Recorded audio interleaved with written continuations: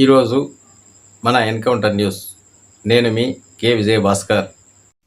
చెన్నకొత్తపల్లి మండలం పరిధిలోని బసంపల్లి గ్రామానికి సంబంధించి మాలలకి కేటాయించినటువంటి శ్మశాన వాటిక స్థలాన్ని అదే గ్రామానికి సంబంధించిన గాండ్ల కులస్తులు దౌర్జన్యంగా ఆక్రమించుకోవడాన్ని వ్యతిరేకిస్తూ ఈ రోజు మండల తహసీల్దార్ గారిని, దళిత గిరిజన సంఘాల జేఏసీ మరియు మాల మహానాడు, అలాగే SC ST vigilance monitory committee member Tirupuri Gangalai sir గారి ఆధ్వర్యంలో కలవడం జరిగింది.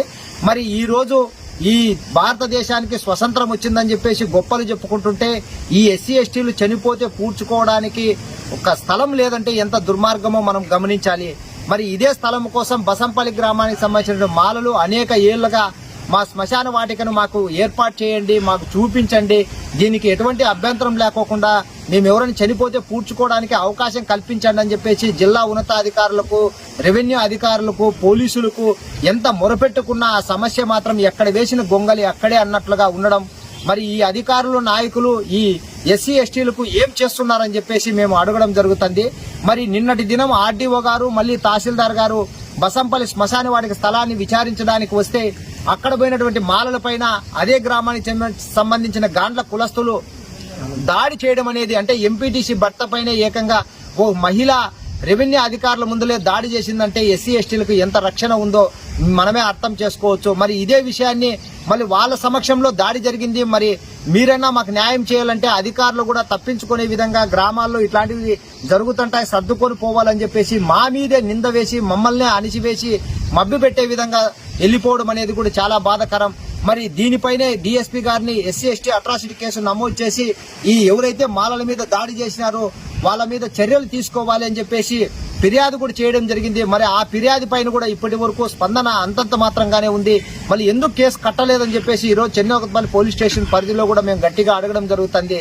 మరి ఈ మాలలకు సంబంధించినటువంటి శ్మశాన వాటిక అంటే సర్వే నంబర్ 17 1బిలో 1 ఎకరా 39 సెంట్లు వీళ్ళదే అని చెప్పేసి ఒకవైపు కోర్టు, మరోవైపు జిల్లా అధికారులు ఆర్డర్ వేసినప్పటికీ కూడా దాంట్లో బూచుకోవడానికి వీళ్ళు అడ్డు చెప్తున్నారంటే వీళ్ళ దౌర్జన్యాలు ఈ దళితుల మీద ఏ రకంగా జరుగుతున్నాయి అనేది కూడా మనకు తెలుస్తుంది.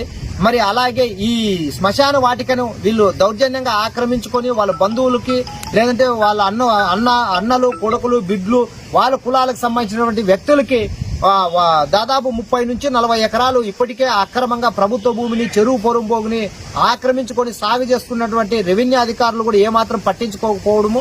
మరి సస్తే పూడ్చుకోవాలని చెప్పేసి మేము శవాలను తీసుకొని పోయి పూడిస్తే పూడ్చిన ఆ వారం తిరగకనే ఆ గోరీలను ధ్వంసం చేయడం అనేది కూడా చాలా బాధాకరం. మరి మొన్నటి దినమే ఒక అతను చనిపోతే పూడ్చి వచ్చిన వారానికి ఆ గోరీ లేకోకుండా చేశారు. మరి మేము చస్తే ఎక్కడ పూడ్చుకోవాలని చెప్పేసి ఇప్పటికైనా ఒకవైపు రెవెన్యూ అధికారులు, మళ్ళీ రాజకీయ నాయకులు మాకు న్యాయం చేయాలని చెప్పేసి దళిత గిరిజన సంఘాల జేఏసీ ఆధ్వర్యంలో అడగడం జరుగుతుంది. లేని పక్షంలో పెద్ద ఎత్తున ఉద్యమాలకు సిద్ధమవుతామని చెప్పి తెలియజేసుకుంటూ, ఖచ్చితంగా ఎవరైతే బసంపల్లి మాలలపై దాడి చేసినటువంటి వారు ఉన్నారో వారి మీద ఎస్సీ ఎస్టీ అట్రాసిటీ కేసు నమోదు చేయాలి.